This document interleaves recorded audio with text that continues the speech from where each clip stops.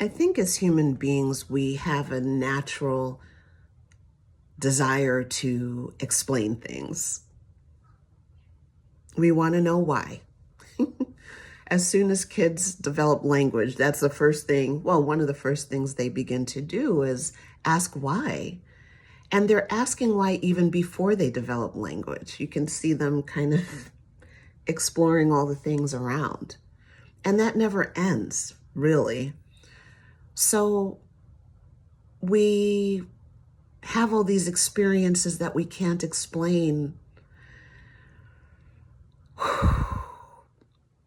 And that's why we reach for and develop and cultivate religion and science and stories.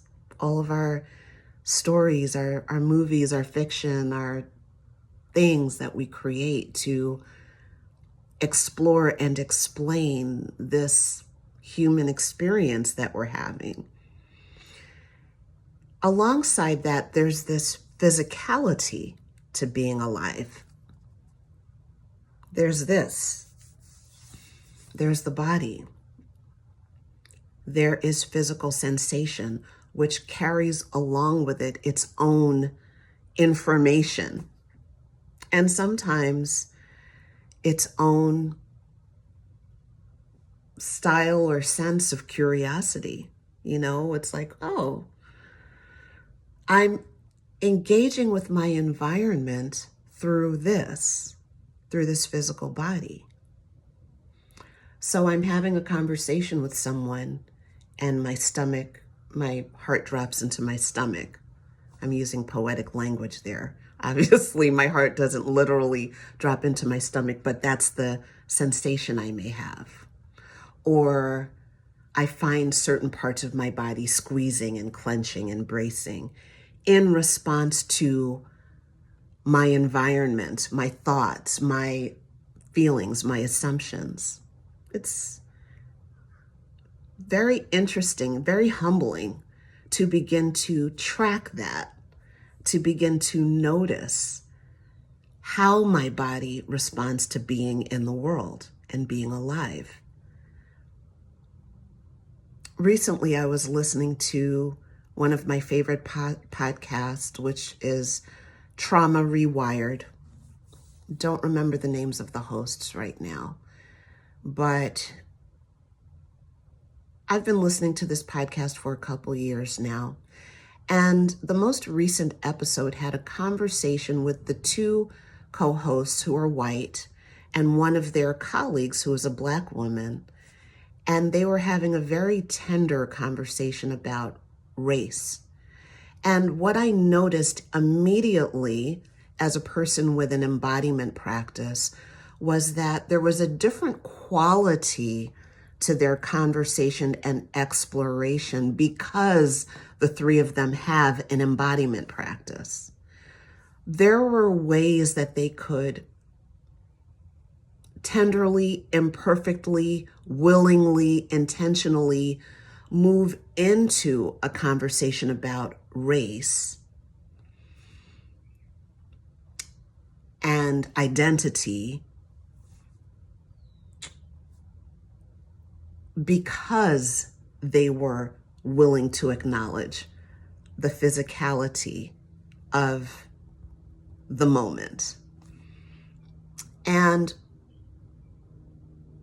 it was really interesting for me because very quickly I realized this isn't just about the words. It's not about the concepts. It's not about even the points of view or the opinions. It's about these three bodies coming together, being present with each other, and acknowledging the stories that they carry with them as Americans, as women, from wherever they come from.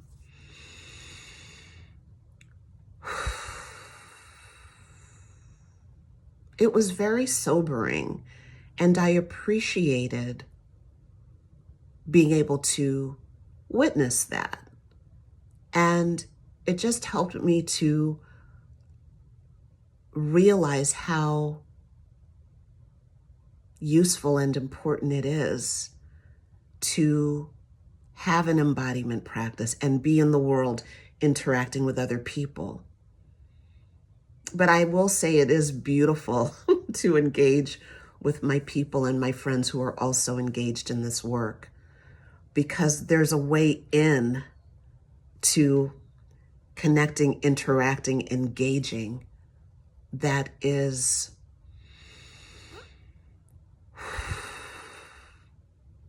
innately, organically more tender, more connective, more present, more forgiving, more compassionate. You can't not be those things when you're in your body, because you have to slow down and you have to engage with these kind of sticky, wordless, imperfect, and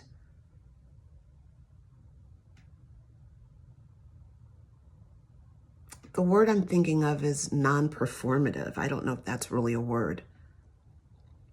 I don't think the word authentic really holds here in the way that I need it to.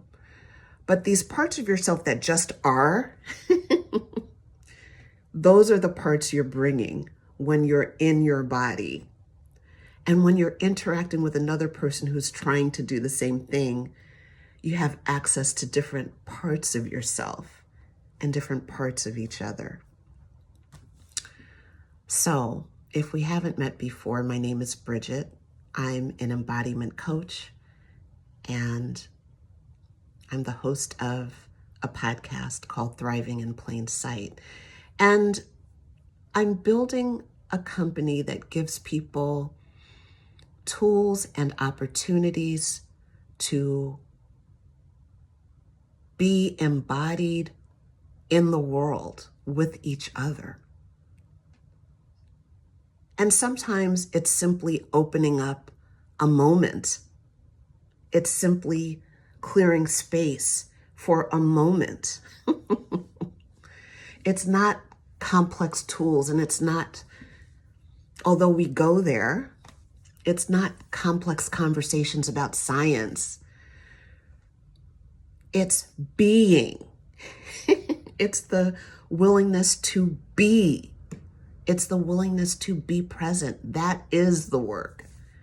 The work is the willingness to stop and pause and notice and feel and be. And what comes out of that comes out.